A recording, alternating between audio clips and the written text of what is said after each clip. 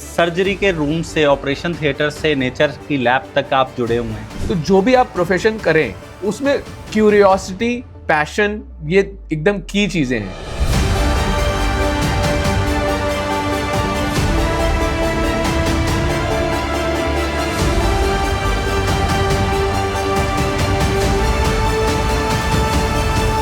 कैसे अपनी gut health को गुड रखा जाए। अगर आपकी गट हेल्थ अच्छी है तो आप 100% हैप्पी रहोगे। प्लास्टिक की बोतल में पानी पीना इमीडिएटली छोड़ दीजिए अगर आपको अपनी गट हेल्थ की परवाह है। लॉन्जिविटी के लिए बायोहैक्स है, तो बायोहैक्स के बारे में क्या बताएं? नंबर 2 बहुत इंपॉर्टेंट बायोहैक है जो मैं भी इग्नोर करता था, वो है स्लीप। ये इत्तेफाक ही ये है कि इंसान के शरीर में 70% पानी है और प्लैनेट अर्थ में भी 70% पानी। ये इत्तेफाक नहीं है, ये डीपली कनेक्टेड साइंस है। तो ब्लू माइंड क्या चीज़ है? ब्लू माइंड चौथी चीज है, वाटर से किसी भी तरह या नेचर से कनेक्ट करना। कैसे अपने रूटीन में, स्टडीज के रूटीन में भी बच्चे अपने आप को टेक केयर कर सकते हैं? एक तो डोपामिन रिलीज करने का कोई नेचुरल तरीका और अच्छा तरीका आना चाहिए, ना कि टीवी, ना कि सोशल मीडिया, ना कि गेम।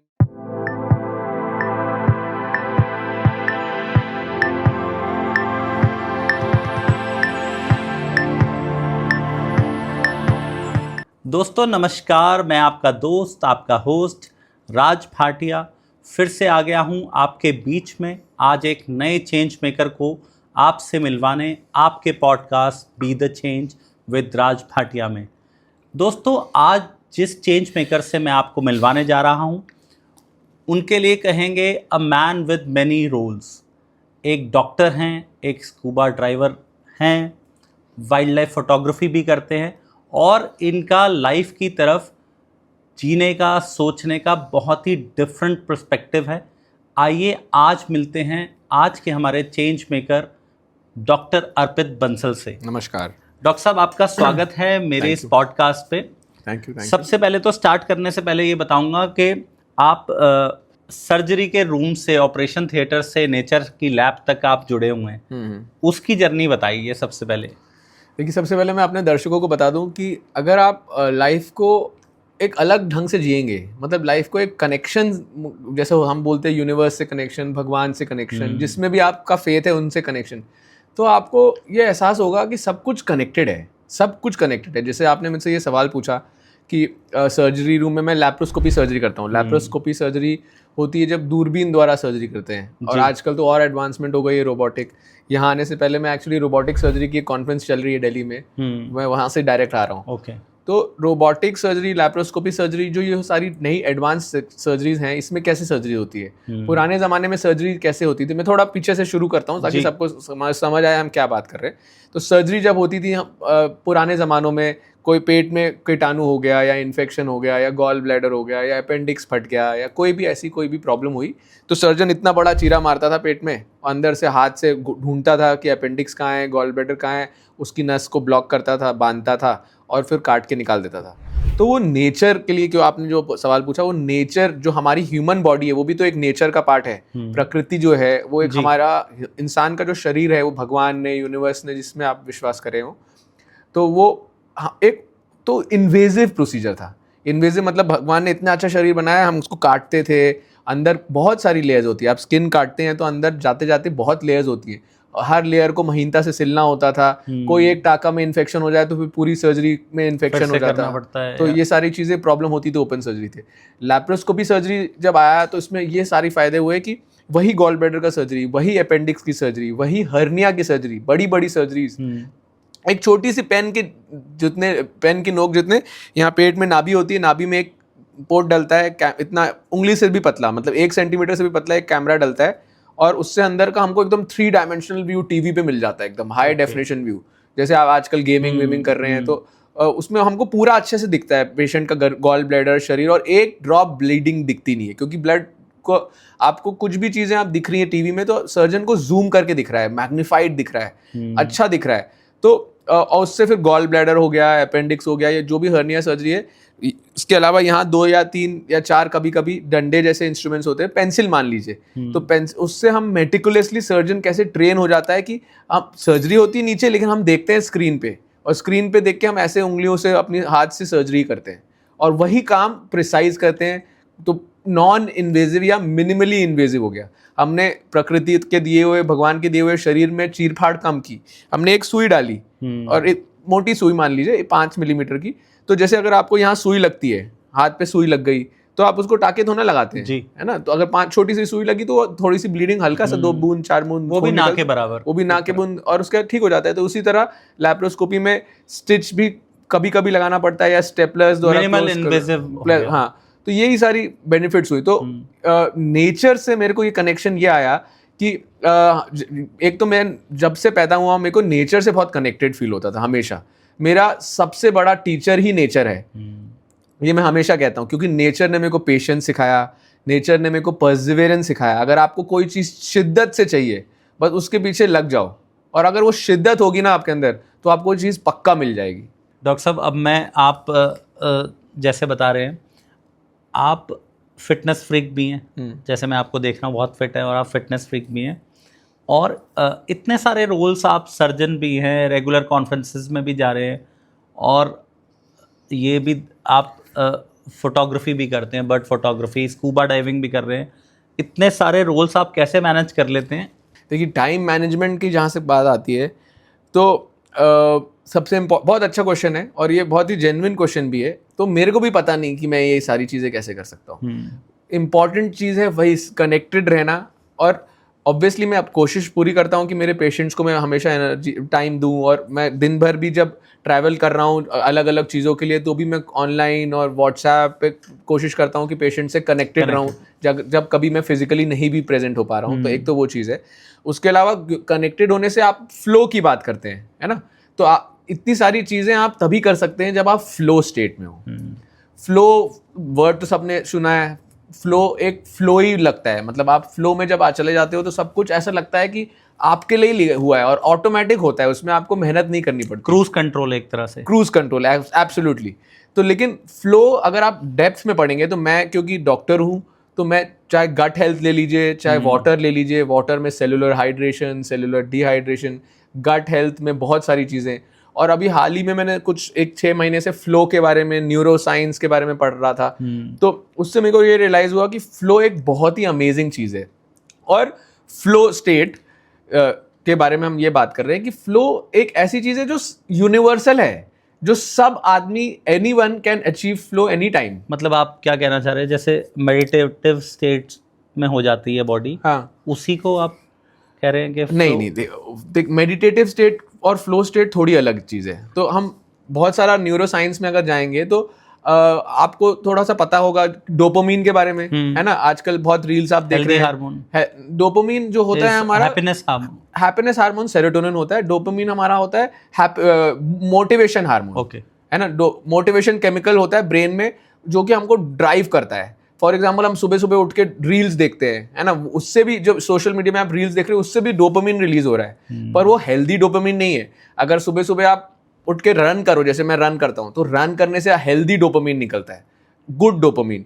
अब जो अपनी चीज़, आपको इच्छा है, जो आपको पसंद हो, चाहे जैसे मैं बर्ड वॉचिंग करता हूँ तो उससे भी डोपामिन निकलता है, मैं सर्जरी करता हूँ तो उससे भी डोपामिन निकलता है। तो उससे हमारी लाइफ में मोटिवेशन आता है। मोटिवेशन से हमको लाइफ का पर्पस लगता है कि हमारी लाइफ कुछ मीनिंगफुल है। रोज हर आदमी उठ के अगर बिना कोई मोटिवेशन के काम पे जा रहा है, तो उसको डोपामिन नहीं आ रहा है। तो फिर वो सारे जो भी हम सोशल मीडिया, मूवीज देखते हैं, क्रिकेट मैच देखते हैं, ये सारी चीजों से अल्टीमेटली हमारा ब्रेन डोपामिन क्रेव कर रहा है। मतलब जो भी हमारे पर्सनल इंटरेस्ट की चीज है वो हम अगर करते हैं तो उससे डोपामिन रिलीज होता है। उससे डोपामिन एक रिवॉर्ड हार्मोन है, जो आप देख के जब आपको अच्छा लगता है ना। क्रिकेट देखा, अरे यार इंडिया ने पाकिस्तान को हरा दिया, उसके बाद आपको यू जस्ट फील गुड। तो that makes the feel, these ultimately is all the hormone जो कि आपको अच्छा फील कराते हैं। तो जैसे आपने बोला, आप अगर अपनी मन दिल चाह कि अपनी क्यूरियोसिटी वाली चीज़ें कर रहे हैं, अपनी पैशन वाली चीज़ें कर रहे हैं, तो डोपामिन रिलीज होता है। तो डोपामिन तो एक केमिकल है। दूसरा केमिकल होता है ऑक्सीटोसिन हार्मोन, ऑक्सीटोसिन केमिकल, वो है कनेक्शन केमिकल। वो जब हम लोगों से मिलते हैं, हम दोस्तों के साथ गप मारते हैं, हम अपनी फैमिली के साथ रहते हैं, हम अपने प्यार वालों के साथ रहते हैं, अपने बच्चों के साथ रहते हैं, तो वो केमिकल आता है ऑक्सीटोसिन। तो वो भी हम लोग रेगुलरली करते हैं। तीसरा होता है सेरोटोनिन, जो आप बात कर रहे हो, हैप्पी हार्मोन। सेरोटोनिन एक हैप्पी हार्मोन होता है। वो 90% सेरोटोनिन जो होता है वो हमारे गट से निकलता है, हमारे ब्रेन से नहीं निकलता, वो काम करता है ब्रेन में लेकिन निकलता है गट से। इसीलिए हमेशा आपने सुना होगा अभी तभी गट हेल्थ की बहुत बात होने लगी। तो ये सारी चीजें जैसे जैसे गट हेल्थ के बारे में बात होने लग गई तो ये पता चल रहा है अभी। और गट को हमेशा सेकंड ब्रेन कहते हैं, ये भी आपने सुना होगा। अभी आते हैं थोड़ा गट हेल्थ। डॉक्टर साहब मतलब गट हेल्थ पे मैं आपकी बात को रोकूंगा ही। आप जैसे बता रहे कि अगर हमारा स्टमक ठीक है, गट हेल्थ इज ओके, तो इसका मतलब कि हम अपने आप वो बंदा हैप्पी है 100%। ये आपने मतलब बहुत ही अच्छा सवाल पूछा है, क्योंकि अभी हम लॉन्जिविटी पे आएंगे और गट हेल्थ, लॉन्जिविटी सब कुछ कनेक्टेड है। अगर आपकी गट हेल्थ अच्छी है तो आप 100% हैप्पी रहोगे और 100% लंबा भी जियोगे। क्योंकि अब चलिए गट पे टॉपिक उठाए तो गट पे बात कर लेते हैं। मुझे सबसे पहले स्टार्ट करें, हमारे ऑडियंस को आप गट हेल्थ पे 3 या 4 टिप्स दे दीजिए कैसे अपनी गट हेल्थ को गुड रखा जाए, क्योंकि जब आपने बता दिया कि happiness is directly related to your gut health, 100%, तो इसका मतलब गट हेल्थ तो ठीक होना बहुत जरूरी है। तो आते हैं गट पे आते हैं। उससे पहले हम थोड़ा सा, ताकि ऑडियंस को भी समझ आए, तो एक स्ट्रक्चर बना लेते हैं। तो आज हम मेरे से मिले हैं, आपसे मिलके मेरे को बहुत अच्छा लग रहा है। हम लोग ऐसी बातें कर रहे हैं और हम लोग लॉन्जिविटी रिलेटेड बातें कर रहे हैं, हेल्थ कैसे अच्छी रखना है। तो गट हेल्थ पे आ रहे हूँ मैं अभी। हम सब लोग, आप हेल्दी जीना चाहते हैं, करेक्ट? सब लोग लंबा भी जीना चाहते हैं। हमारे दादी नानी, हमारे उनको देख लें तो वो जब तक हम लोग, हमारी एज आई थी तो 80-90 तक जीने लग गए थे, लेकिन आखिरी 10 सालों में वो लोग क्या करते हैं? बिस्तर पे पड़े रहते हैं, कुछ नहीं करते हैं, है ना। तो लेकिन इंडिया के बाहर आप देख लीजिए, जो सेंचुरियंस हैं, बहुत सारे लोग हैं जो बहुत लंबा जी रहे हैं और हेल्दी भी जी रहे हैं। वो अपने लास्ट 10 साल में, चाहे वो 80-90 हो, चाहे 90-100 हो, वो बिस्तर पे नहीं है। तो वो हमको अपना माइंडसेट चेंज करना पड़ेगा। 90 की उम्र में भी लोग ट्रैकिंग कर रहे हैं, लोग माउंटेनियरिंग कर रहे हैं, लोग बर्ड वॉचिंग कर रहे हैं, लोग स्कूबा डाइविंग कर रहे हैं। तो ये हम अपने माइंडसेट में हमारा आदत हो गई है, क्योंकि हमको लोगों इतना यूनिवर्सिटी और सोशल प्रेशर है कि 70 साल के बुढ़े हो गए, आप तो कुछ नहीं कर पाओगे। लेकिन तो उसके लिए हम आज बायो हैक की बात करते हैं। सारी चीजें जो हम बात कर रहे हैं, अल्टीमेटली गट हेल्थ भी is also a bio hack. तो इसीलिए मैं उसको पहले बायो हैक के बारे में बता दूं। तो बायो हैकिंग हम सब एक्चुअली थोड़े या किसी वर्जन पे कर रहे हैं। तो आप भी कह सकते हैं कि आप भी बायो हैकर हैं। बायो हैकिंग होता क्या है? Bio hacking is trying to be your best version. सब आप चाहते हैं, आप भी चाहते हैं बेस्ट वर्जन बनना, आप भी चाहते हैं, मैं भी चाहता हूं। लेकिन हमको लगता है कि वो ऊपर की चीज है। Bio hacking is trying and living your best version, not just physically body wise, but mentally and spiritually also. तो इस सारी टेक्निक के बारे में बात करेंगे। तो मैंने अपने ऑडियंस के लिए, मैं कई लेक्चर्स भी देता हूँ कॉन्फ्रेंसेज में, इंडिया के बाहर भी। तो उसमें 4 या 5 इजी बायो हैक्स के बारे में आज बात करेंगे, है ना, ताकि आप लोग थोड़ा मुश्किल भी ना हो और समझ भी आए आपको चीजें। तो बायो हैकिंग आप समझ गए, आपको बेस्ट वर्जन पे आते हैं। तो बायो हैकिंग का नंबर 1 बायो हैक है हमारा गट हेल्थ। अब इसलिए now it will make more sense कि हम गट हेल्थ पे आए। तो बायो हैकिंग जब हम करते हैं तो हमारे गट हेल्थ फर्स्ट कर लेते हैं, फिर वाटर भी उसी में आ जाता है। मुंह से जो हम लेते हैं, खाना लेते हैं और पानी लेते हैं, 2 चीजें लेते हैं। तो वो हमारी बॉडी पे कैसे इफेक्ट कर रहा है, ये डिटरमाइन करता है कि हम कितना हेल्दी रहेंगे और कितना लंबा जिएंगे। अब आपका डायरेक्ट क्वेश्चन पे आता हूं मैं, गट हेल्थ के बारे में। तो दर्शकों को ये जानने से पहले कि हमारी गट हेल्थ को स्ट्रांग कैसे रखें, एक इंपॉर्टेंट चीज ये है कि आपको जानना है कि गट हेल्थ होती क्या है। हमारी बॉडी में, इंसान के शरीर में करोड़ों की संख्या में सेल्स है। अगर मैं टू बी एग्जैक्ट बताऊं तो 37 ट्रिलियन सेल्स होते हैं हमारी शरीर में। और हमारे गट में, मुंह से लेके मोशन की जगह तक, और इवन स्किन पे, नाक की कैविटी में, कान के अंदर, बालों में हजारों करोड़ों की संख्या में कीटाणु भी होते हैं, जो कि ज्यादातर अच्छे कीटाणु है। मतलब इंसान के शरीर में जितने सेल हैं उससे 10 गुना ज्यादा हेल्दी बैक्टीरिया हमारे आसपास कीटाणु हैं। तो हमारे अंदर और हमारे आसपास, तो जो हमारे गट में खास करके होते हैं, 80-90% वो हेल्दी बैक्टीरिया होते हैं, गुड बैक्टीरिया कहते हैं उसको। और वो साथ में बैड बैक्टीरिया भी होते हैं, तो वो साथ में बैलेंस चलता रहता है। जैसे आप, तो हमारे गट के अंदर रियल सिचुएशन ये है, जैसे आप इमेजिन कर सकते हैं एक ट्रॉपिकल रेन फॉरेस्ट, एक हरा भरा घना जंगल, वही सिचुएशन है हमारे गट के अंदर। हरे भरे बड़े जंगल में क्या होता है, कुछ पेड़ बहुत लंबे होते हैं, कुछ थोड़े छोटे होते हैं, कुछ कीड़े मकोड़े हैं, कुछ मतलब तो इट्स अ हेल्दी इकोसिस्टम। वो एक दूसरे से कमेंट्स डिपेंड करते हैं। छोटा पौधा बड़े पौधे पे डिपेंड करता है, बड़े पौधे छोटे पौधे पे डिपेंड करता है। आपने बहुत सारी नेचर डॉक्यूमेंट्रीज देखी होंगी। पूरा इकोसिस्टम एग्जैक्टली। सो हमारी गट हेल्थ भी एक इकोसिस्टम है, जो हमारे पेट के अंदर हजारों करोड़ों संख्या में कीटाणु रह रहे हैं, वो हमारे फर्स्ट लाइन ऑफ डिफेंस है। तो हम गट हेल्थ के लिए हम बात करते हैं कि क्या क्या खाना है नहीं खाना है, वो तो एक चीज है। तो इसमें सबसे जो आपने पूछा मेरे को 3-4 टिप्स देने के लिए ऑडियंस को कि गट हेल्थ में क्या इंपॉर्टेंट है, तो इससे ये समझेंगे कि जब हम शुगर खाते हैं, फॉर एग्जांपल हम कोको कोला का कैन पी रहे हैं या चॉकलेट खा रहे हैं, तो वो हमारे खराब कीटाणु की संख्या बढ़ाता है। वो खाना है हमारे खराब बैड बैक्टीरिया के लिए। तो अब आप डिसाइड करिए कि आपको कोको कोला का कैन पीना है या नहीं, वो आपकी मर्जी है, लेकिन वो डायरेक्टली हमारे बैड बैक्टीरिया को बढ़ा रहे हैं।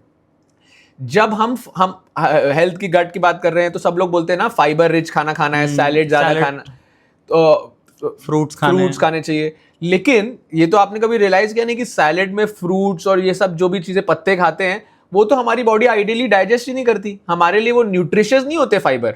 वो फाइबर जो होते हैं हमारे गुड बैक्टीरिया के लिए खाना है वो, और वो गुड बैक्टीरिया वो फाइबर खा के उसको अलग अलग केमिकल कंपाउंड्स में बनाता है, लाइक ब्यूट्रेट और ऐसे, जो कि हमारे गुड बैक्टीरिया की संख्या बढ़ाता है। तो हम अपनी डाइट में फाइबर इंक्लूड इसलिए करते हैं क्योंकि वो हमारे गुड बैक्टीरिया के लिए खाना है, ना कि वो हमारे लिए। तो इसलिए हमको फाइबर्स इंक्लूड करने चाहिए डाइट में। और उसके अलावा हम बहुत सारे, तो हम अब जब लाइफ ऐसे शुरू हुई कि जैसे जैसे, और हमने ये सेम चीजें, हम फिर से वही नेचर यहाँ कनेक्शन हो गया। हमने वही चीज जब हम तो हम कीटाणु को बचाने के लिए, हमारे प्लैनेट को बचाने के लिए हम क्या बातें करते हैं कि हमको पेड़ नहीं काटने हैं, हमको पक्षी को नहीं मारना है, हमको जंगली जानवरों को नहीं मारना है, टाइगर को बचाना है। तो ये सारी चीजें हम बायोडाइवर्सिटी बचा रहे हैं, प्लैनेट की बचाने की कोशिश कर रहे हैं। प्लैनेट में हम ओशन में जब बात होती है तो यही होता है कि कॉरल्स को डिस्ट्रॉय करना है, टर्टल को बचाना है, प्लास्टिक नहीं फेंकना है। तो जो हमने अपने शरीर में, अपने प्लैनेट में, हमारे शरीर के बाहर किया है, वही सेम टू सेम चीज हमने शरीर के अंदर की है।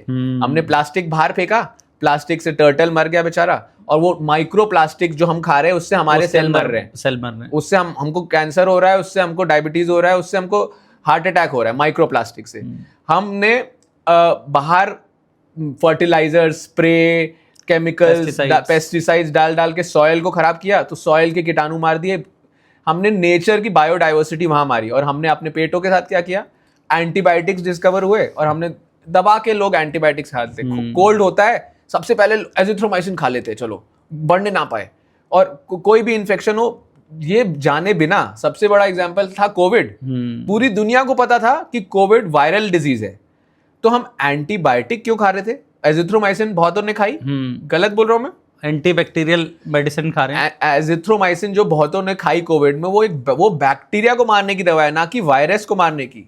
तो क्योंकि लोगों को पास कुछ भी नहीं समझती कि इस वायरस को कैसे मारा जाए, लोगों ने इजी सोल्यूशन निकाल दिया, बैक्टीरिया। तो एक मैं एडवाइस आपको दूंगा, अगर आपको अगली बार कोल्ड हो, खांसी जुकाम शुरू हो या पेट अपसेट शुरू हो, तो एंटीबायोटिक शुरू करने से पहले प्रोबायोटिक खाना। तो अब गट हेल्थ पे जो बात चल रही है, प्रोबायोटिक क्या होता है? ये तो सबको पता है कि प्रोबायोटिक्स जो अभी हम बात कर रहे हैं, हेल्दी बैक्टीरिया होता है लाइव, जो कि किसी भी प्रकार के फर्मेंटेड खानों में होता है। हमारी इंडिया की लाइफ में सबसे कॉमन है दही, कर्ड, है ना? और सब लोग बोलते हैं कि मैं अच्छा प्रोबायोटिक खाता हूं, मैं दही खाता हूं। तो ये सही है, लेकिन जैसे वो जंगल की बात की हमने, तो वो जंगल हरा भरा होने के लिए 4 पौधे सही हो जाए तो वो जंगल हरा भरा नहीं हो सकता। उसमें हमको डाइवर्सिटी चाहिए, अलग अलग तरह के पौधे चाहिए। इसी तरह अगर हम सिर्फ दही खाएंगे, तो दही में लैक्टोबैसिलस रिमिसेस होता है, और 3-4 अच्छे बैक्टीरिया होते हैं जो कि हमारे गट के लिए हेल्दी है। लेकिन अगर हम लाइफ में प्रोबायोटिक्स के नाम पे सिर्फ दही खाएंगे, जो कि 90%, तो वो 4 बैक्टीरिया बढ़ जाएंगे आपके, 4 बैक्टीरिया आपके हेल्दी रहेंगे, लेकिन वो डाइवर्सिटी नहीं बढ़ पाएगी। यानी कि हमको हरा भरा जंगल नहीं मिल पाएगा। हरा रहेगा, थोड़ा हेल्दी रहेगा, लेकिन हम यहाँ ऑप्टिमल हेल्थ की बात कर रहे हैं, हम यहाँ फ्लो स्टेट की बात करने जा रहे थे कि हम तो ऑप्टिमल हेल्थ के लिए हमको हरा भरा जंगल के लिए हमको अपनी डाइवर्सिटी ऑफ प्रोबायोटिक फूड बढ़ानी है। यानी कि दही के अलावा अचार खाएं, अचार में भी प्रोबायोटिक, कांजी। मैंने इस बार सुना, तो मैंने लास्ट 4-5 महीने में लगातार हैबिट बनाई, दिन में एक बार कांजी जरूर बहुत अच्छी चीज है। और उससे सर जेन्युइनली बता रहा हूँ कि गट हेल्थ बहुत इंप्रूव 100% होगी। क्यों? क्योंकि लैक्टो उसमें एक बैक्टीरिया होता है विजिला कोरिएंसिस करके, और कांजी में अलग बैक्टीरिया है जो दही में नहीं है। अच्छा, वो डिफरेंट वैरायटी, डिफरेंट स्पीशीज है, और 2-3 तरह के बल्कि डिफरेंट होंगे। फिर आप अचार खा सकते हैं, चटनीज खा सकते हैं, डोसा साउथ इंडियन में अलग अलग चटनी, इडली में और तो जो भी चीजें बाहर के देशों में लोग नॉनवेज भी कुछ कुछ देशों में था, मेरे को अभी याद नहीं आ रहा, ग्रीस में या स्पेन में, जहां उनका एनुअल किलिंग होता था। मतलब वो लोग भगवान को चढ़ाने के लिए एक बार मारते थे और उसके बाद उसको मीट को भी प्रिजर्व करते थे, तो मीट भी फर्मेंटेड होता था। और आप कोरिया जाएंगे तो किमची होता है जिसमें वो कैबेज को फर्मेंट करते हैं। तो ये सारी चीजें हम जब बढ़ाएंगे तो हमारी गट हेल्थ ऑटोमेटिकली हेल्दी हो जाएगी। और इतनी देर आपने मेरी ये गट हेल्थ के बारे में बात सुनी, अभी नई थ्योरी है जो कि अब साइंटिफिकली प्रूव हो चुकी है कि हमारी एजिंग, हम शरीर में एज इसलिए कर रहे हैं क्योंकि गट डिसबायोसिस हो रहा है, यानी कि हमारे गट में अच्छे कीटाणु कम हो रहे हैं और खराब कीटाणु बढ़ रहे हैं। डॉक्टर साहब, अभी 2 महीने पहले मैंने एक स्टडी पढ़ी, यूएस की कोई स्टडी थी, उसमें रिपोर्ट था कि 40 या 45% जो हमारा पिछले 30 साल में हेल्दी गट बैक्टीरिया अभी है ही नहीं, जो मतलब आने वाली जनरेशन में है ही नहीं। एकदम सही बोल रहे हैं। तो ये बेसिकली हमको, जो मैं वहीं पे शुरू भी किया था मैंने टॉपिक, कि हमको अपनी गट बैक्टीरिया की डाइवर्सिटी, जो आपने बोला, क्योंकि गट बैक्टीरिया कम हो गए तो हमारी गट हेल्थ खराब हो गई, तो हम जल्दी एज कर रहे हैं और साथ सारी डिजीजेज हो रही है, क्रॉनिक डिजीजेज। क्रॉनिक डिजीजेज का सारा आंसर है गट। देखिए, एक्यूट इश्यूज में तो ऋषभ पंत एक ब्रिलियंट एग्जांपल है कि मेडिसिन कितना एडवांस हो चुका है, कितनी हड्डियां टूटी थी बेचारे की, वो आज फिट फील करके क्रिकेट खेल रहा है इंडिया के लिए। इससे बड़ी एडवांसमेंट का एग्जांपल नहीं हो सकता आपके पास।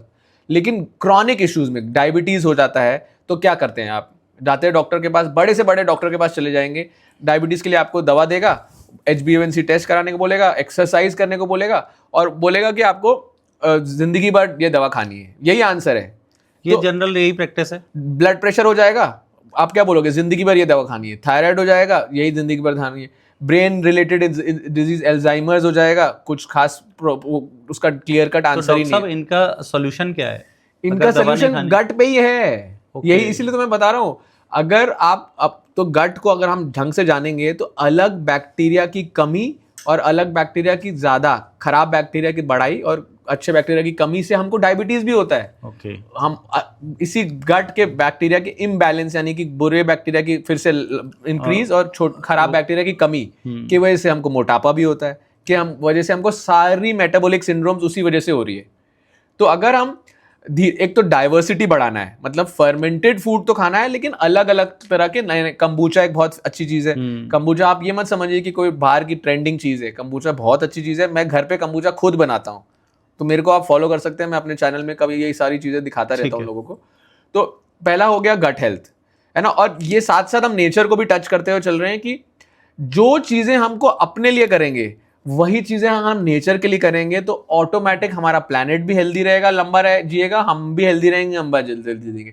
तो गट हेल्थ डाइवर्सिटी के साथ साथ हम प्लैनेट को भी बचाएंगे। माइक्रोप्लास्टिक्स हमारे गट हेल्थ के लिए एक जहर है, तो प्लास्टिक की बोतल में पानी पीना इमीडिएटली छोड़ दीजिए अगर आपको अपनी गट हेल्थ की परवाह है। क्योंकि प्लास्टिक की बोतल में माइक्रोप्लास्टिक्स होते हैं। माइक्रोप्लास्टिक्स हमारी गट हेल्थ के बैक्टीरिया को डिस्ट्रॉय करते हैं और वहां से एक लीकी गट बना देते हैं। मतलब हमारी गट की जो लाइन है, जैसे हमारी स्किन है, हो जाती है, जैसे हमारी स्किन है ना, स्किन में आप अगर यहाँ एक खरोच कर दूं मैं, एक छोटा सा लेके, तो लाल हो जाएगा, क्योंकि हमारे इम्यूनिटी सेल्स आ जाएंगे और उसको हील करने की कोशिश करेंगे, इन्फ्लेमेशन होगा, वो नेचुरल है। वही इतनी इससे पतली है हमारी गट के अंदर की जो लाइनिंग है ना। इस स्किन में तो भी हार्ड होता है क्योंकि हमको रफ एंड टफ रहना पड़ता है, पर गट की लाइनिंग सिर्फ 1 सेल थिक होती है।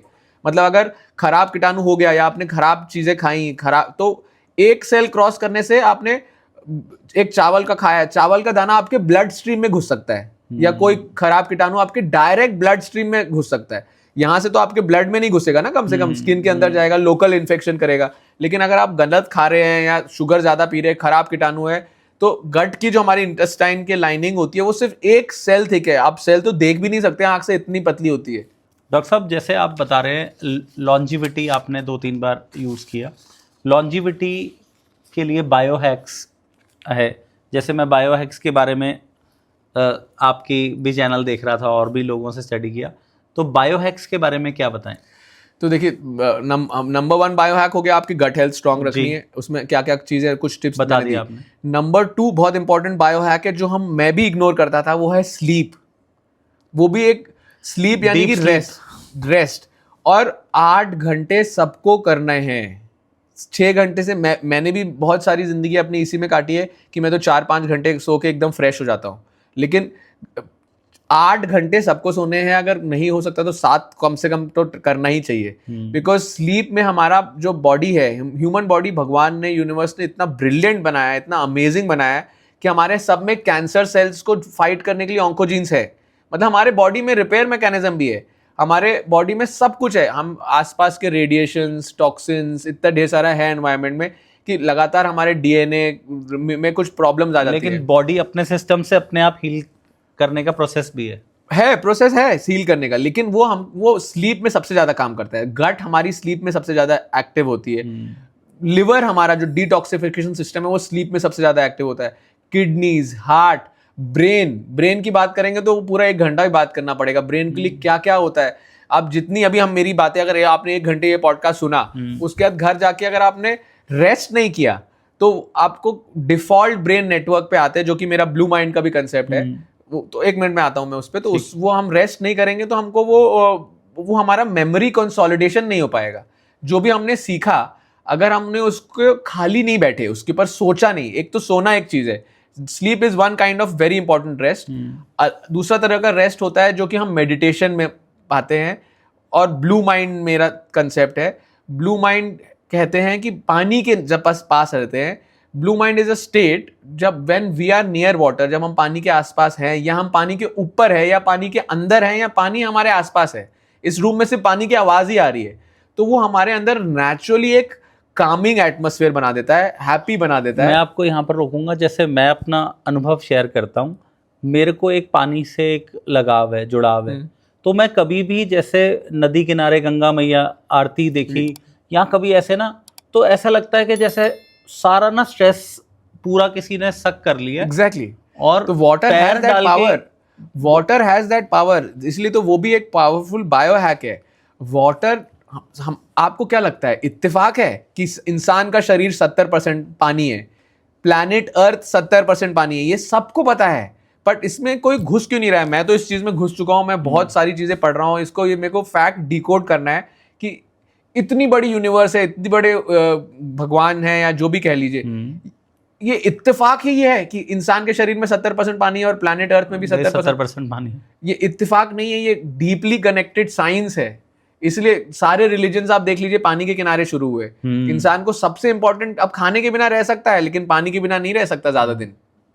तो water has that Kameng effect. और न्यूरो साइंटिफिकली जो हम बात कर रहे थे शुरू में, वाटर से नेचुरली डोपामिन निकलता है। वाटर अगर आप अपने प्यार वालों के साथ है या अपने साथ भी है तो उससे ऑक्सीटोसिन भी निकलता है, उससे सेरोटोनिन भी निकलता है, उससे एंडोर्फिन्स भी निकलते हैं, सारे हैप्पी हार्मोन्स पानी के किनारे निकलते हैं। मैंने जब से स्कूबा डाइविंग शुरू किया, जब मैं पानी के अंदर पानी के क्रीचर्स देख रहा होता हूं, तो मेरे को ऐसा लगता है कि मैं मतलब स्पेस में उड़ रहा हूं। It is equal to that feeling, मतलब there can be no better feeling than that. तो आपने बताया कि एक तो हमारे को बायो हैक आपने बताया, गट हेल्थ, और दूसरा बताया मैंने स्लीप है ना। तीसरा हम बात कर लेते हैं वाटर। वाटर क्या होता है, वाटर हम बायो हैक के लिए क्या इंपॉर्टेंट है। जैसे हम बात कर रहे थे कि हमारे बॉडी में सेल्स होते हैं अपने आप को रिकवरी करने के लिए, तो हाइड्रेशन एक टर्म है जो सबको पता है। डिहाइड्रेशन गर्मी में हो जाता है, कभी कभी इतना डिहाइड्रेशन हो जाता है कि आईवी फ्लूइड वगैरह ड्रिप भी लगाना पड़ता है ना। लेकिन सेलुलर डिहाइड्रेशन और सेलुलर हाइड्रेशन होता है ऑप्टिमम हेल्थ के लिए। तो बहुत सारी स्टडीज की गई हैं ग्रुप्स में, एक ग्रुप ऑफ एथलीट्स में, ग्रुप ऑफ स्टूडेंट्स में 30 स्टूडेंट को लिया गया जिनको कॉन्शियसली पानी पिलाया गया अच्छे से, और 30 लोगों को नॉर्मल छोड़ दिया गया। तो और 30 एथलीट्स को, मतलब एक्सरसाइज करने वालों को लिया गया। क्लियर कट डिफरेंस था, जो लोग कॉन्शियसली पानी पी रहे थे उनका दिमाग ज्यादा तेज चल रहा था, उनका परफॉर्मेंस फिजिकल बेटर था, उनका हर लेवल पे परफॉर्मेंस बेटर था। क्योंकि पानी सेलुलर, जब कोई भी सेल प्रोसेस होता है शरीर के अंदर, तो वो अल्टीमेटली पानी सेल के अंदर जा रहा है या सेल के बाहर जा रहा है, यही अंदर डीप में जाएंगे तो यही प्रोसेस होता है। तो उससे सेलुलर हाइड्रेशन के लिए बहुत सारी ट्रिप्स एंड टेक्निक्स है।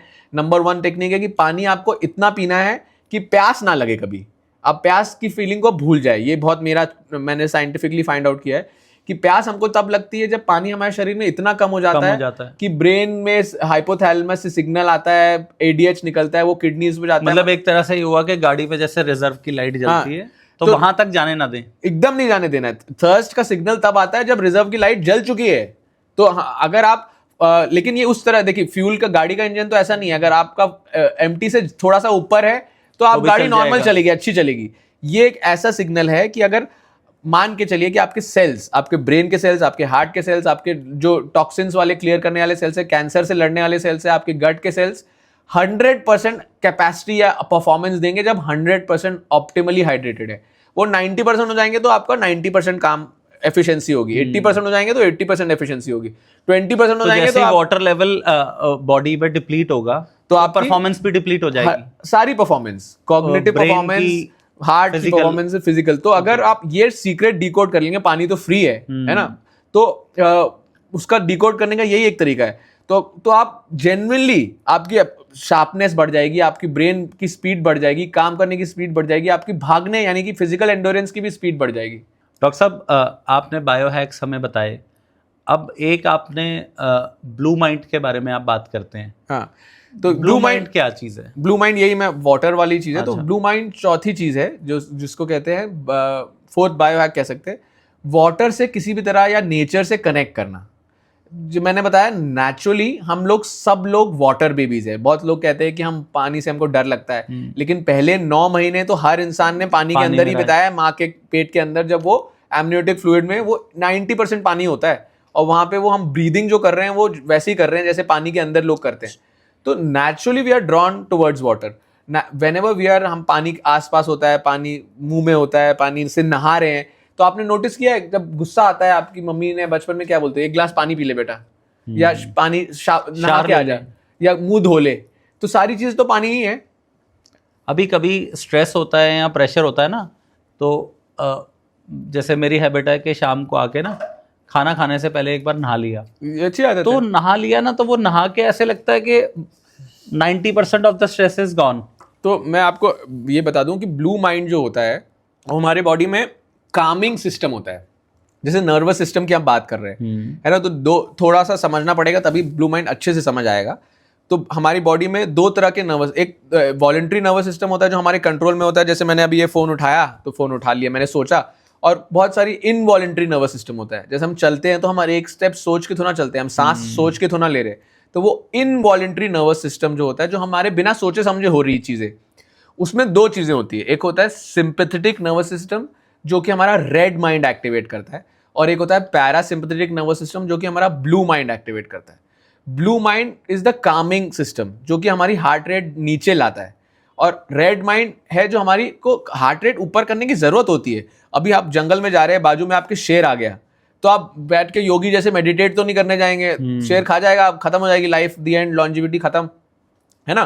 तो जब अगर शेर आता है तो हमको वो सिंपैथेटिक ड्राइव चाहिए, हमारा सिंपैथेटिक सिस्टम काम करता है, एड्रेनालिन काम करता है, और हमको दिमाग एकदम तेज हो जाता है। रात को 2 बजे भी होगा, बॉम्ब फट जाएगा या कुछ ऐसी चीज होगी, तो हम अपने लिए और अपने लव्ड वन के लिए कहां से एनर्जी आ जाएगी पता नहीं। वो क्लासिक एग्जांपल है सिंपैथेटिक सिस्टम का, यानी कि रेड माइंड का। तो रेड माइंड हमारे लिए एसेंशियल है, लेकिन आज, और ब्लू माइंड है काम वाला माइंड जो रिलैक्स करता है। वो पैरासिम्पैथेटिक एक वेगल नर्व होती है जो भी गट से लिंक्ड है, जो भी हमारे गट से लिंक्ड है, तो वो इसीलिए सेरोटोनिन सारी चीजें गट से लिंक्ड होती है। तो ब्लू माइंड एक्टिवेट करने से हम काम हो जाते हैं। रेड माइंड वाली नर्व से हमारी हार्ट रेट बढ़ती है, ब्लू माइंड वाली नर्व से हमारी हार्ट रेट कम होती है। इसलिए मेडिटेशन करने से हमारी हार्ट रेट कम होती है ना, तो इसलिए कम होती है। डॉक्टर साहब, कई लोग ऐसे, अब मैं जब आपकी बात सुन रहा हूँ और सोच रहा हूँ, तो कुछ लोग ऐसे हैं जो काफी काम एंड कूल रहते हैं, तो इसका मतलब उनका जो रेड माइंड है वो स्लो है, ब्लू माइंड ज्यादा एक्टिव है। देखिए, रेड माइंड हमको स्लो नहीं रखना है, रेड माइंड हमको जरूरत है। लेकिन प्रॉब्लम क्या है कि हम सुबह उठते हैं कि हमको टीवी देखना है, हमको बच्चे को स्कूल छोड़ने जाना है, हमको ब्रेकफास्ट बनाना है, हमको व्हाट्सएप मैसेज, डोपामीन, ये सारी चीजें हमारे रेड माइंड को एक्टिवेट कर रहा है। ओके। है ना, जो हम उसको कहते हैं टास्क बेस्ड नेटवर्क। हम सुबह उठते हैं कि ये करना है, वो करना है, वो करना है, फिर वो नहीं कर पाए उसमें भी घुसे रहते हैं, ओवर थिंकिंग करने लगते हैं। ये सारी चीजें हमारा टास्क बेस्ड नेटवर्क एक होता है ब्रेन में, उसको एक्टिवेट करता है, और उसको तो उससे रेड माइंड एक्टिवेट होता है। ब्लू माइंड जो होता है वो हमारे डिफॉल्ट ब्रेन नेटवर्क को एक्टिवेट करता है, जो हमको काम डाउन करता है। तो दोनों जरूरी है। ब्लू माइंड, रेड माइंड खराब नहीं है, लेकिन जैसे आपने बताया कि बहुत सारे लोग होते हैं जो कूल कंपोज रहते हैं, जैसे हमारे कैप्टन कूल, धोनी को ही देख लीजिए, जो भी क्रिकेटर्स हैं इतने प्रेशर में भी कूल कैसे रहते हैं, तो उसको कहते हैं रेजिलियंस, मतलब हमारी सहन शक्ति, है ना। तो वो आजकल ये रिंग्स द्वारा हम मेजर भी कर सकते हैं। मतलब एक पैरामीटर होता है जो कि हार्ट के लिए बहुत इंपॉर्टेंट है, जो कि कोई बड़े डॉक्टर्स नहीं हो रहा है, उसको कहते हैं heart rate variability. Simple language में ये बता दूं कि जैसे हार्ट रेट बढ़ जाती है, जैसे आपने पूछा, तो उसको हम कितनी जल्दी कम कर सकते हैं। ओके। इतना सिंपल नहीं है, पर सिंपल लैंग्वेज के लिए, तो अगर आप भाग के आए, कितनी जल्दी आप कम कर सकते हैं। आपको स्ट्रेस हुआ तो आपका रेड माइंड एक्टिवेट हो गया, और आपने कितनी जल्दी आपको कूल कर लिया। स्ट्रेस तो सबकी लाइफ में होता है, एक्सीडेंट हो गया, पेशेंट की लाइफ में, मैं तो डॉक्टर हूं, तो स्ट्रेस तो पार्ट एंड पार्सल है, बट हमको स्ट्रेस को एज अ टास्क लेना है, और टास्क कर लेना है, उसको हमारे अंदर इनर पीस इफेक्ट नहीं होने देना है, अंदर हमारी दिल की धड़कन नहीं बननी चाहिए, उसको कहते हैं रेजिलियंस। धोनी भी यही करते हैं। इतने लोग धोनी धोनी चिल्ला रहे हैं, तो उनके अंदर क्या हो रहा है, उनके अंदर की अगर वो धोनी धोनी से उनके हार्ट रेट बढ़ा लेंगे, तो फिर उनका रेड माइंड एक्टिवेट हो जाएगा, वो बोल्ड आउट हो जाएंगे, वो छक्का नहीं मार पाएंगे। तो इसलिए हमको अंदर से कूल रहने के लिए, और कभी कभी सिचुएशन में आप आउट ऑफ कंट्रोल भी होते हैं, तो हार्ट रेट बढ़ जाती है, तो आप कितनी जल्दी नीचे ला सकते हैं। इसके लिए इंपॉर्टेंट है, इसको कहते हैं हार्ट रेट वेरिएबिलिटी, और इसको बढ़ाने के लिए बहुत तरीके हैं। एक बहुत कॉमन तरीका है जो मैं आजकल बहुत कर रहा हूं, वो है आइस बाथ। तो जब आप आइस बाथ में जाते हैं, है ना, बहुत, वो भी एक बायो हैक है, इसीलिए हम बात कर रहे हैं, और पानी से रिलेटेड है। तो जब हम आइस बाथ में जाते हैं, तो हमारी बॉडी को लगता है शिट, इतना ठंडा नहीं हो पाएगा, नहीं हो पाएगा। जैसे ही पहला पैदल रखते हैं, पागल हो जाते हैं, हम ठंडे ठंडे नहीं कर पाएंगे। यही ऐसा फीलिंग 90% लोगों के साथ होती है।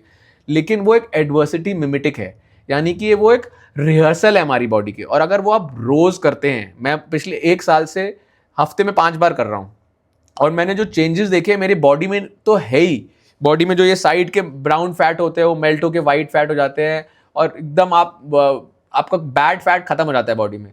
तो और रन के बाद, मैराथन के बाद अगर आपने आइस बात किया, तो एकदम रिलैक्स हो जाती है बॉडी, इन्फ्लेमेशन खत्म कर देती है, सूजन को कम कर देती है। तो बॉडी में तो बेनिफिट्स हैं ही, लेकिन माइंड के बेनिफिट्स अलग ही लेवल के। आपको मेंटली इतना ज्यादा बूस्ट कर देगा कि आप एकदम पैशनेट की तरफ भागेंगे। तो जैसे मैंने बताया, ये आइस बात एक नेचुरल गुड तरीका है डोपामिन निकालने का। तो ये सारी चीजें अगर आप क्यूरियोसिटी, पैशन और से लिए जिएंगे, तो आपको धीरे धीरे दिखने लगेगा कि आपकी लाइफ का पर्पस क्या है। मेरी लाइफ का पर्पस मेरे को ये दिखता है कि लोगों को बायो हैक, लोगों को पानी के बारे में, लोगों को नेचर से कनेक्ट करने के बारे में, और लोगों से कनेक्ट करके लोगों को गाइड करना है, लोगों को, क्योंकि जो नॉलेज मैं गेन कर रहा हूं इतनी देर से, और बुक्स फ्री है, नॉलेज पॉडकास्ट सुनने से जरूर मिलती है, नॉलेज इंटरनेट पे पढ़ने से मिलती है, लेकिन जो किताबों में नॉलेज है ना, वो गोल्ड, तो उसका कोई मैच ही नहीं है, वो तो गोल्ड माइन है, वो गोल्ड माइन है। डॉक्टर साहब, अब आपने बुक्स पे आ गए, मैंने अपने उस सीरीज में लिखा हुआ था कि आपसे ये क्वेश्चन पूछेंगे। आप हमारी ऑडियंस के लिए 4 या 5 बुक्स सजेस्ट करिए, what every human being must read. एक तो ब्लू माइंड है ना, ब्लू माइंड बुक है, ब्लू माइंड एक बुक है बाय वॉलेस निकोलस। ओके, वो एक मरीन बायोलॉजिस्ट थे। तो और उसके अलावा बहुत सारी गट हेल्थ रिलेटेड बुक है। आप शुरुआत में कोई भी आपको जो गट हेल्थ पे रिलेटेड इजी बुक मिल जाए, क्योंकि मैं तो आजकल बहुत थोड़ी डिटेल्ड वाली बुक पढ़ रहा हूँ, वो आप लोग को समझ नहीं आएगा इतना डिटेल।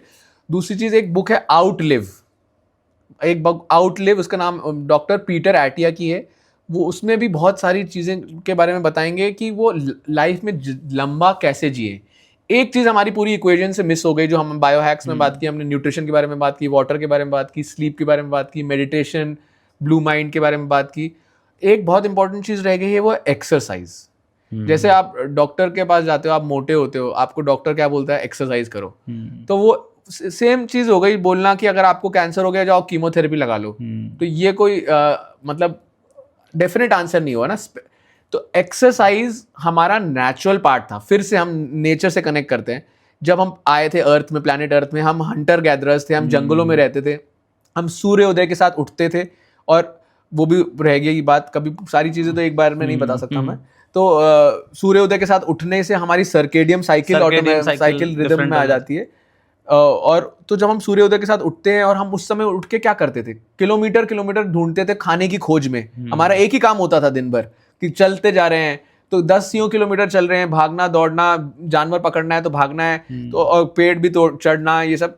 तो movement was a natural part of our life. But हमने अपनी लाइफ, आजकल की अर्बन लाइफ, ऑटोमेशन इतना हो गया, ऑटोमेशन के आप बटन दबाओ, गेट पे खाना आ जाएगा, स्विगी जोमेटो, कुछ आप तो ब्लिंकिट। तो ये सारी चीजें बहुत खराब है। हमने मूवमेंट अपनी लाइफ से हटा दिया। फिर हम ही ने इन्वेंट किया एक्सरसाइज, क्योंकि मूवमेंट हमने नेचुरली हट गया। तो भैया आप धीरे धीरे साइंटिस्ट को रियलाइज हुआ कि अगर मूवमेंट हट जाएगा तो सब लोग खराब हो जाएगी लाइफ। तो हमने ही इन्वेंट किया टर्म एक्सरसाइज। अब एक्सरसाइज हमने इन्वेंट कर दिया है, तो उसको जानना ये जरूरी है कि एक्सरसाइज के 3 चीज होती है। ये आप नहीं बोल सकते कि मैं योगा करता हूं मैं फिट हूं, ये भी नहीं बोल सकते कि मैं दौड़ता हूं मैं फिट हूं, ये भी नहीं बोल सकते कि मैं तो रोज जिम जाता हूं। तीनों चीजें सबको करनी है, तीनों का कॉम्बिनेशन बनाना है। तीनों को कॉम्बिनेशन बनाना है। कार्डियो डोमिनेटेड, जो आपकी हार्ट की स्ट्रेंथ बढ़ाएगा, एंडोरेंस बढ़ाएगा। मसल स्ट्रेंथ के लिए जिम जाना है, या वेट लिफ्टिंग करनी है, या बॉडी वेट भी कर सकते हैं आप, पुशअप्स, पुलअप्स, एक रॉड पे लटक सकते हैं। ये सारी चीजों से भी मसल स्ट्रेंथ बिल्डअप होती है। और तीसरी चीज योगा या फ्लेक्सिबिलिटी, जो कि हमारे जॉइंट हेल्थ के लिए इंपॉर्टेंट होती है। तो ये तीनों का कॉम्बिनेशन अपने अपने लेवल के हिसाब से, जो भी जैसा है, मतलब जैसे अगर 5 days a week हम लोग अपना शेड्यूल बनाएं या 6 days बनाएं, 7 days बनाइए, 7 days बनाएं, क्योंकि आप खाना रोज खाते हैं, ठीक है, सोते रोज हैं, पानी रोज पीते हैं। नहीं, पर 7 days बनाए तो उससे योगा, एक बार बताइए, जब हम जंगलों में रहते थे तो क्या एक दिन हम खाना नहीं खाते थे, रेस्ट लेते थे क्या? एक्सरसाइज तो रोज ही करते थे। तो 7 दिन का अगर रूटीन कोई बनाए तो 7 दिन में कैसे करे, सेम डे योगा भी कर ले। वो फाइन ट्यूनिंग हर आदमी के लिए अलग अलग होगी, है ना। तो फाइन ट्यूनिंग ऐसे वो ऐसे बात, अगर किसी को, आपके दर्शकों को, आप क्या करते हैं आप बताइए। मैं तो देखिए रोज पहली चीज दौड़ता हूँ। रोज उठ के किसी दिन 10, 12, 15 किलोमीटर दौड़ता हूँ, किसी दिन 5 किलोमीटर दौड़ता हूँ, लेकिन ऑन एन एवरेज 6 days तो दौड़ता ही हूँ। अगर किसी दिन दौड़ नहीं रहा हूँ तो उस दिन साइकिल चलाता हूँ, तो मेरा कार्डियो वहाँ कवर हो गया। उसके बाद मैं हफ्ते में 3 या 4 दिन वेट ट्रेनिंग करता हूँ, और उसके बाद साथ में 3 या 2-3 दिन योगा करता हूँ, फ्लेक्सिबिलिटी करता हूँ। स्विमिंग के मौसम में स्विमिंग भी फ्लेक्सिबिलिटी में ही आ जाता है। उसके अलावा तो ये एक तो चीज हो गई एक्सरसाइज। सिर्फ एक्सरसाइज तो आधी चीज हुई। उसके बाद हम रिकवरी कैसे करते हैं एक्सरसाइज से। तो अगर आपको बायो हैक करना है, अगर आपको बेस्ट वर्जन जीना है, तो आपको सिर्फ एक्सरसाइज पे नहीं, आपको साथ में रिकवरी भी इंपॉर्टेंट है, जिसके लिए सोना इंपॉर्टेंट है। इंफ्रारेड सोना तो चलिए कॉस्ट इन्वॉल्व हो गया, आइस बाथ इंपॉर्टेंट है, नींद इंपॉर्टेंट है, पानी पीना, हाइड्रेट करना इंपॉर्टेंट है, और राइट सप्लीमेंट्स लेना इंपॉर्टेंट है बहुत सारी चीज़ों के लिए। डॉक्टर साहब, आपने ये सारे बायो हैक्स बताए। आजकल जितना बच्चे भी, आजकल टीन्स हैं, इंटरनेट की तरफ करिकुलम ही ऐसा है स्टडीज़ का जो सारा उसकी तरफ जाता जा रहा है, आईटी बेस्ड होता जा रहा है। तो उसमें आप बच्चों के लिए, टीन्स के लिए क्या आप इनपुट देना चाहेंगे कि कैसे अपने रूटीन में, स्टडीज़ के रूटीन में भी बच्चे अपने आप को टेक केयर कर सकते हैं?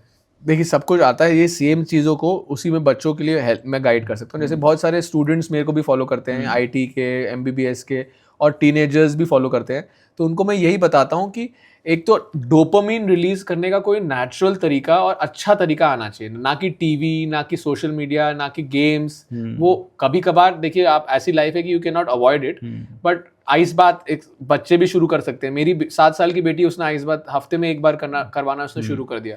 तो ये सारी चीज़ें, हाँ, ये सारी चीज़ें के वजह से आपकी बॉडी रिकवरी हो जाती है। तो उसके अलावा बच्चों को खास करके पढ़ाई वाले, बोर्ड्स देने वाले बच्चों को नींद आप ट्राई करके देख लो। बोर्ड्स के साथ तो नहीं, किसी एक नॉर्मल छोटे एग्जाम के साथ ट्राई करके देखो। एक दिन आप सो के जाओ और एक दिन आप रात भर पढ़ के जाओ, घस घस के पढ़ के जाओ। मैंने किया है। तो आपका माइंड ही अलग चलेगा, आप फ्लो स्टेट में जल्दी पहुंच जाओगे। तो अब हम एंड करने के लिए मैं सिर्फ आपको ये बता दूं फ्लो स्टेट कैसे अचीव करते हैं। ठीक है, फ्लो स्टेट का नंबर 1 स्टेज है। फ्लो स्टेट एक साइकिल है जो कि नंबर स्टार्ट होती है स्ट्रगल से। फ्लो में आपको जाना है तो आपको स्ट्रगल करना पड़ेगा। फ्लो में कैसे जाते हो? जैसे आप सर्फिंग सुनी होगी आपने, जब वेव्स पे सर्फिंग करते हैं तो सर्फर वाला वेव्स उसको एक चैलेंज लेना पड़ता है, वो बड़ी सी वेव पे वेट करता है। तो number 1 stage to you have to be doing something which you love, that is the number 1 thing. But उसको, और नंबर 2 कि आपको उसकी स्किल्स इतनी नेचुरल कर लेनी है कि वो आपको ऑटोमेटिक हो जाए। जैसे वॉकिंग ऑटोमेटिक हो जाती है, तो मेरे लिए सर्जरी अब ऑटोमेटिक हो गई है, लेकिन उसमें कॉन्शियस तो रहना ही पड़ता है। स्विमिंग ऑटोमेटिक हो गई है, बर्ड वॉचिंग ऑटोमेटिक हो गई है। तो नंबर 1 कि हमको we have to be doing something which we love. Number 2 we have to have mastered the skills, मतलब उसकी स्किल्स अच्छे से स्ट्रांग होनी चाहिए। नंबर 3 जहां से मेन फ्लो शुरू होता है, there has to be a challenge. मतलब फ्लो तब आता है जब चीज ऐसी हो जो बहुत डिफिकल्ट भी ना हो और बहुत आसान भी ना हो। डिफिकल्ट होनी चाहिए तभी वो फ्लो होएगा। अगर आपको फ्लो लाना है लाइफ में, चाहे वो पढ़ाई हो गई, चाहे वो पॉडकास्ट हो गया, चाहे कोई भी चीज हो गई, तो आपको डिफिकल्टी लेवल इतना रखना है 5% या 4% ज्यादा। मैंने किसी किताब में पढ़ी आपका लेवल, हाँ, मतलब स्ट्रगल करोगे तो उसके बाद फिर एक टाइम आएगा कि आपने जैसे भागना शुरू कर दिया तो वो स्ट्रगल है, और फिर एक टाइम आएगा आपको रिलीज कर देना है। मतलब you have to let go and surrender and then you reach flow. तो जब सर्फर होता है वो पहले बड़ी वेव में गिरता है, पिटता है बहुत बार, फिर वो एक बड़ी वेव आती है, वो उसमें खड़ा हो जाता है बोर्ड पे, और फिर वो सडनली उसकी सारी स्किल्स वो जब रिलीज करता है तो उसकी बॉडी ऐसे एडजस्ट हो जाती है कि वो सारी स्किल्स एडजस्ट करके then he is in union with the universe, सब फाइन ट्यून हो जाता है जैसे। हाँ, और एक तो फ्लो स्टेट आपने एंजॉय कर ली, बहुत अच्छा लगा। चौथी स्टेज, फ्लो स्टेज की भी यही है, recovery. You have to be, मतलब आपको अपनी नींद को इतनी तरह से बचाना है जैसे वो एक खजाना है। आपकी नींद कोई डिस्टर्ब ना कर दे, वो आपके पैसे से ज्यादा इंपॉर्टेंट है। ये मैं बहुत अच्छी चीज बता रहा हूँ, बहुत डीप चीज है। मैंने डॉक्टर साहब 4-5 साल पहले ये आदत लगाई कि मैं चाहे 12 बजे सोऊं या 1 बजे लेट हो जाऊं, पर मैं फ़ोन अपना साइलेंट करके सोता हूं। क्योंकि जब मैं फ़ोन की आवाज़ से उठता था तो मेरा वो डे डिफरेंट होता था, अब डे डिफरेंट होता है। तो टीनेजर्स के लिए खास करके जैसे जैसे फोन्स यूज करने जाए, मतलब टीनेजर्स को तो आइडियली फोन नहीं यूज करना चाहिए, लेकिन जब आपके पास फोन आ जाए तो आपके पास 2 घंटे दिन के कम से कम आपको फोन डू नॉट डिस्टर्ब पे रख के यूज करना चाहिए। देखिए मैं डॉक्टर हूं तो मैं फोन बंद तो नहीं कर सकता, तो मैं डू नॉट डिस्टर्ब पे करता हूं। तो बहुत सारे कभी कभी मैं इसलिए लोगों को बोलता हूं कि कुछ इंपॉर्टेंट हो तो आप मेरे को व्हाट्सएप कर दें, ताकि जैसे ही मैं फ्री हूं, क्योंकि देखिए मैं भी इंसान हूं, अगर मैं अपने लिए टाइम नहीं निकालूंगा तो मैं इतनी नॉलेज गेन कैसे करूंगा। और नॉलेज लर्निंग बच्चों के लिए खास करके और बड़ों के लिए भी, learning is one thing which you have to keep on doing because life never stops and you keep on growing if you keep on learning. Doctor साहब बहुत ही बढ़िया लगा आपसे बात करके, और आपने बहुत ही आसान शब्दों में जितने आप बायो हैक्स बता सकते थे, और मुझे लगता है हमारी ऑडियंस के लिए भी काम आएंगे। अब मैं एंड में चाहता हूं कि सिर्फ 2 मिनट लेके आपके, एक तो आपने ये ग्लासेस पहने हैं, इसके बारे में बताइए, और आजकल ये जो मैं काफी दिन से सोच रहा हूँ लेने की। तो ये जो आप देख रहे हैं येलो ग्लास पहन के मैं कर रहा हूँ शूट, ये आपको लग रहा है मैं सिर्फ स्टाइल मार रहा हूँ, लेकिन स्टाइल तो अच्छा है चलिए, लेकिन ये भी एक बायो हैक है। जैसे हम इतनी लाइट्स के सामने खड़े हैं, स्क्रीन्स देखते रहते हैं, तो जब भी आप इंडोर्स हैं, आप स्क्रीन देख रहे हैं, तो ये येलो ग्लासेस है, ये ब्लू लाइट ब्लॉकिंग ग्लासेस है। तो ये हमारे सर्केडियम रिदम को लाइन पे रखता है। सर्केडियम रिदम मानी कि हमारा इंटरनल बॉडी क्लॉक। तो इसको पहनने से जो ब्लू लाइट की वजह से नुकसान होता है, इम्पैक्ट खराब होता है, तो आपकी नींद, आपकी लाइफ, आपकी ऑप्टिमल ऑटोमेटिक हो जाती है। तो अभी मैं शाम को 6 बजे के बाद जब अपना फोन इसके बिना देखता हूं तो मेरे को स्ट्रेन करना पड़ता है। तो इमेजिन करिए वो स्ट्रेन हम हमेशा से कर रहे थे, लेकिन वो हमको आदत पड़ गई थी, इसलिए हमको ऐसे नहीं करना पड़ रहा था। डॉक्टर साहब थोड़ा सा मुझे लगता है कि मैं भी अवेयर हूँ चीज़ों को। मैंने ये आप फोन में देखेंगे ये डार्क मोड ऑन रहता है, आई प्रोटेक्शन, तो आई प्रोटेक्शन से ना स्क्रीन थोड़ी येलो हो गई। हाँ एग्जैक्टली, तो ये सारी चीजें से थोड़ा होता है, 5-6 महीने पहले से किया, लेकिन तो स्क्रीन चलिए, फोन का स्क्रीन में आपने बहुत अच्छा किया, हो जाता है। लेकिन टीवी देखते हैं, आप सड़क पे निकलते हैं तो गाड़ी की लाइट, हेडलाइट, तो इसे हमेशा पहन सकते हैं? हमेशा पहनना चाहिए। दिन में नेचर के पास इसका कोई लॉजिक नहीं है, वो उसके लिए आपको डार्क ग्लासेस पहनने होते हैं यूवी लाइट प्रोटेक्शन के लिए, बट इंडोर्स स्पेसिफिकली लाइट और स्क्रीन्स के आसपास पहनना चाहिए। और सुबह मॉर्निंग के 2-3 घंटे के सनलाइट हमको चाहिए होती है, बहुत इंपॉर्टेंट है, और इवनिंग की सनराइज सेट की भी लाइट चाहिए होती है, वो इंपॉर्टेंट होती है। तो उस समय पहनने की जरूरत नहीं है, और बीच में पहन सकते हैं, बीच में, और रात को 6 बजे के बाद तो जरूर पहनना चाहिए। दूसरा चीज आपने पूछा, क्योंकि हमारे पास शायद टाइम खत्म हो गया है, आपने ये पूछा रिंग्स के बारे में। तो ये आजकल देखिए एक और चीज़ हेल्थ के बारे में इंपॉर्टेंट ज़रूरी है कि हम जब इतनी चीज़ें टेक्नोलॉजी आ गई हैं तो उससे हमको टेक्नोलॉजी से चीज़ें यूज़ करनी चाहिए और अपने डेटा लेना चाहिए अपनी बॉडी को, और तभी हम बेटर हो सकते हैं। बहुत सारे लोग बोलते हैं कि इग्नोरेंस इज ब्लिस में जीते हैं, कि मेरे को तो चलो मेरा सब बढ़िया चल रहा है, मेरे को नहीं जानना मेरे गट में कौन से कीटाणु है, मेरे को नहीं जानना मेरा बीपी कैसा है मेरा। लेकिन सर फिर बॉडी एक दिन ही हिट मारती है ना, तो इसीलिए इग्नोरेंस तो इग्नोरेंस इज ब्लिस तो एक एक्सट्रीम हो गया। बहुत सारे लोग अपना बेसिक टेस्ट करा देते हैं, जैसे ही दिखता है नॉर्मल है तो ज्यादा घुसते नहीं है। तो ये उसका एक्सट्रीम लेवल है कि सब कुछ जानना चाहता हूं मैं अपनी बॉडी के बारे में, और सब कुछ को बेटर कैसे कर सकूं। जैसे मेरे को रोज स्लीप स्कोर बताता है और कितने देर मेरा रैम में गया, कितने देर नॉन रैम में गया, डीप स्लीप में गया। मेरा HRV के बारे में मैंने बताया था, हार्ट रेट वेरिएबिलिटी मेजर करता है। एक बहुत इंपॉर्टेंट पैरामीटर है VO2 मैक्स, जो कि ये सारी रिंग्स मेजर करती हैं, जो कि हमारी हार्ट हेल्थ का सबसे इंपॉर्टेंट पैरामीटर है, और वो लॉन्जिविटी के लिए भी बहुत इंपॉर्टेंट है। VO2 मैक्स यानी कि आपका हार्ट कितना स्ट्रांग है, आप जो भी ऑक्सीजन ले रहा है वो आपकी मसल्स कितना पर मिनट एब्जॉर्ब कर पा रही है। आप ऑक्सीजन तो ले लो लेकिन एब्जॉर्ब नहीं कर पाएंगी तो फिर फायदा क्या है। तो ये सारी नई नई चीजें हैं, लेकिन बहुत एडवांस चीजें हैं। और मेरे को इस VO2 मैक्स पे भी मैंने रील बनाई है, हार्ट रेट वेरिएबिलिटी पे भी मैंने रील बनाई है। और मेरा एम ये है कि सिंपल शब्दों में लोगों को ज्यादा से ज्यादा इंपॉर्टेंट और एसेंशियल इंफॉर्मेशन दे पाऊं। दोस्तों ये थे आज के हमारे चेंज मेकर डॉक्टर अर्पित बंसल। मैं आप सबसे रिक्वेस्ट करूंगा, आपको अगर इनकी इन्फॉर्मेशन, इनकी बातें अच्छी लगी हैं तो इनके इंस्टाग्राम चैनल का हम लिंक डाल देंगे डॉक्टर अर्पित बंसल के नाम से। ये बहुत छोटे, बहुत आसान शब्दों में आपको लाइफ हैक्स बताएंगे, जिसको मैं भी कुछ टाइम से फॉलो कर रहा हूँ, इसीलिए मैंने आज इनको अपना गेस्ट चुना। और मैं बहुत बहुत धन्यवाद करता हूँ आप सबका, जो आप प्यार दे रहे हैं अपने इस पॉडकास्ट बी द चेंज को।